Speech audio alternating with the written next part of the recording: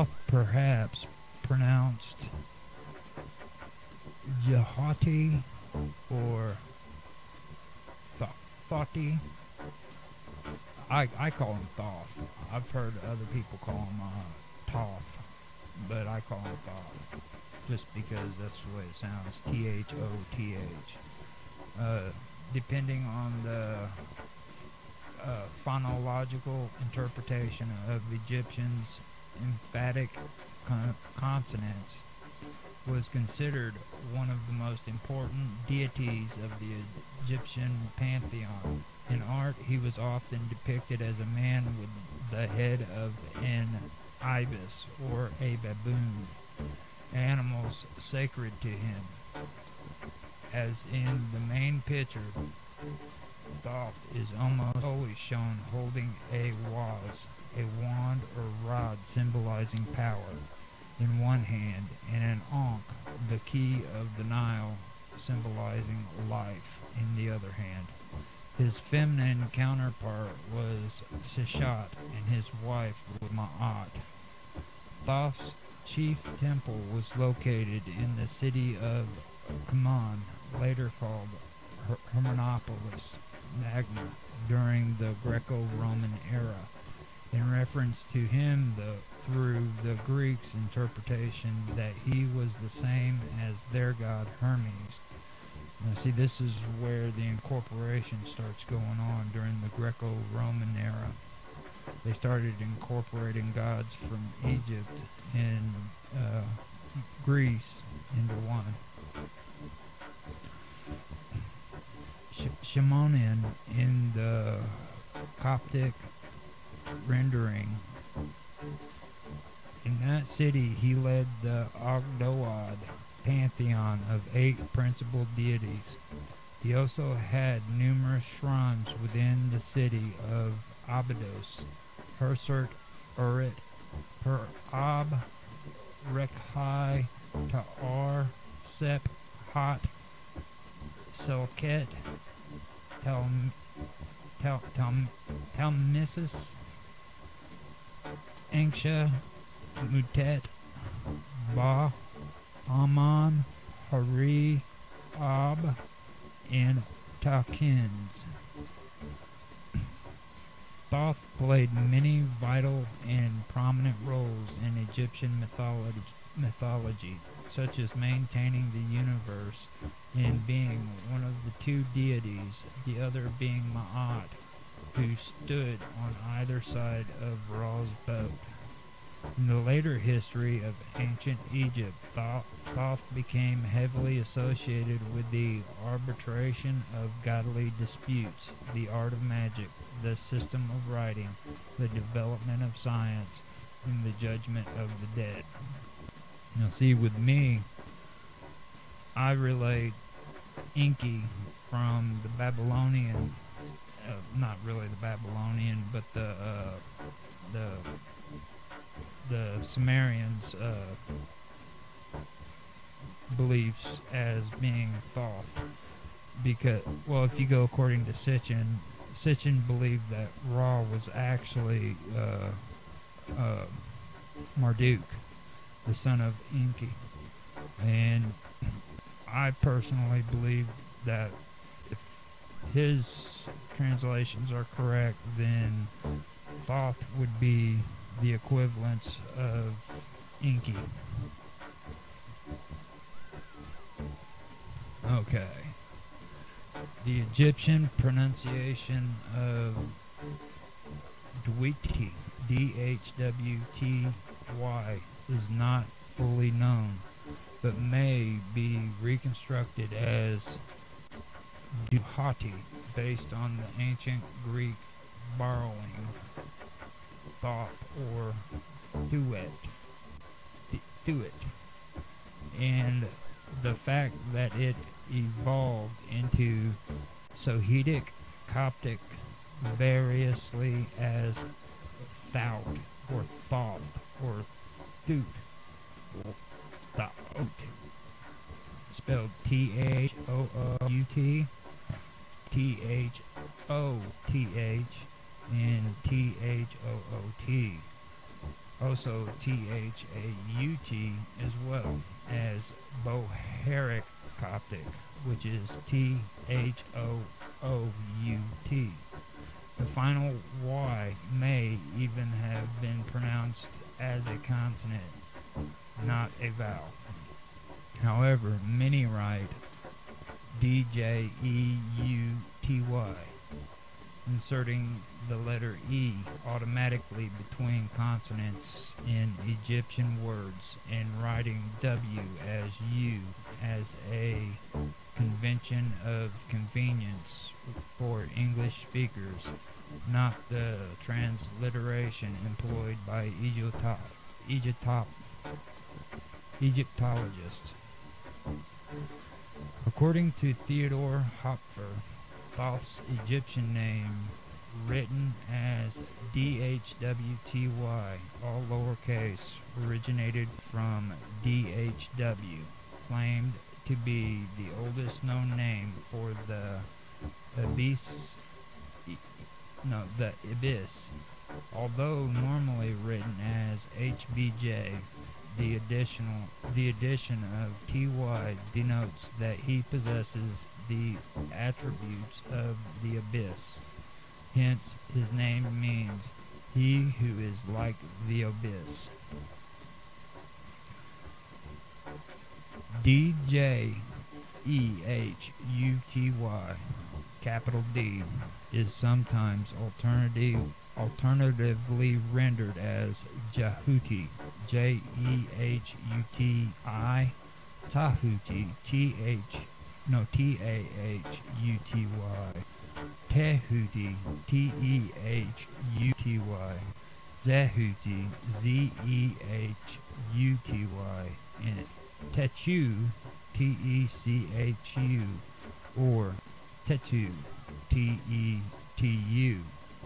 Thoth, also thought or thot, is the Greek version derived from the letters DHWTY, all lowercase. Not counting differences in spelling, Thoth had many names and titles like other goddesses and gods. Similarly, each pharaoh, considered a god himself, had 5 different names used in public. Among the names used are A, just capital A, Sheps, S-H-E-P-S, with capital S at the beginning, and then Lord of Khemennu, K-H-E-M-E-N-N-U, capital K at the beginning, Aston, A-S-T-E-N, Kinti, K-H-E-N-T, capital K, Mehi, M-E-H-I, capital M, at the beginning, and then Hab, H-A-B, capital H at the beginning, and Aan, A, and then A-N with a capital A at the beginning. In addition, Thoth was also known by specific aspects of himself. For instance, the moon god Ea, or Ea the Jehuti, which is I-A-H-D-J-E-H-U-T-Y. Now, Ea is also a term that is used with Enki in the Sumerian texts. It is Enki Ea. And then you have Enlil. Just wanted to bring that up. Representing the moon for the entire month. Okay. The Greeks related Thoth to their god Hermes due to his similar attributes and functions. One of Thoth's titles, 3 times great, was translated to the Greek, making Hermes Trismegistus, which is used in the Hermetic beliefs. They incorporated the Hermes Trismegistus, and I've seen photos that were taken during the time that the Greek occupied Egypt, and it's pretty interesting how you see a lot of the symbolism that's there, and it relates to the Hermetic societies. Like, there's actually statues with their foot extended out, which is a symbolic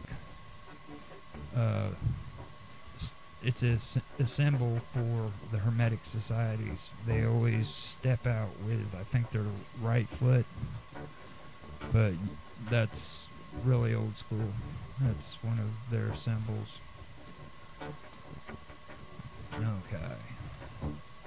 Thoth has been depicted in many ways depending on the era of the aspect the artist wished to convey. Usually he is in his human form with the head of an abyss.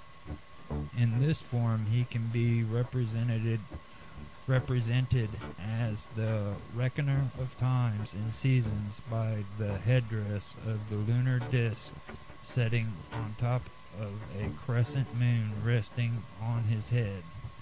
When depicted as a form of Shu or Ankur, he was depicted to be wearing the respective god headdress.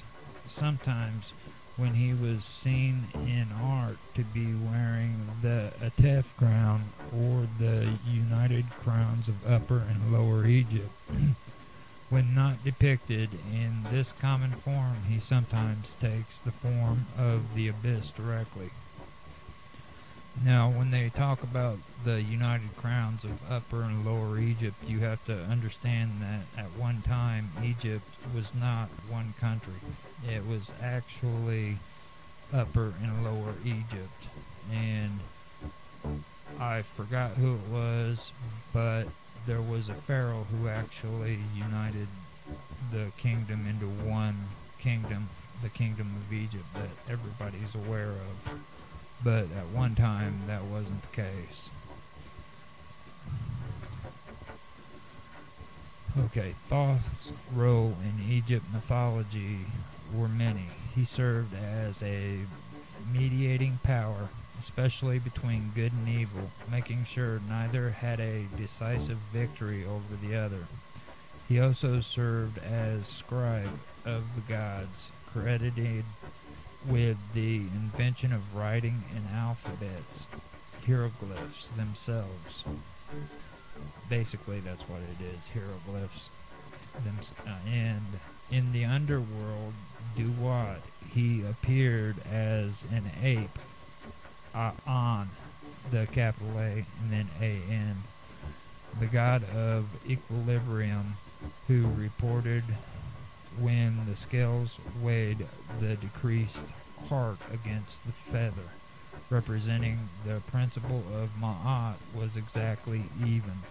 Now, when it comes to the underworld and the Duat and the equilibrium and the scales weighing the decreased heart against the feather, I'll get into that and explain it a little bit more here later on, but that is very important because this was a part of their death rituals. The ancient Egyptians regarded Thoth as one, self-begotten and self-produced. He was the master of both physical and moral, the divine law. Making proper use of Ma'at, he is credited with making the calculations for the establishment of the heavens, stars, earth, and everything in them. Compare this to how his feminine counterpart, Ma'at, was the force which maintained the universe. He is said to direct the motions of the heavenly bodies. Without his words, the Egyptians believed the god.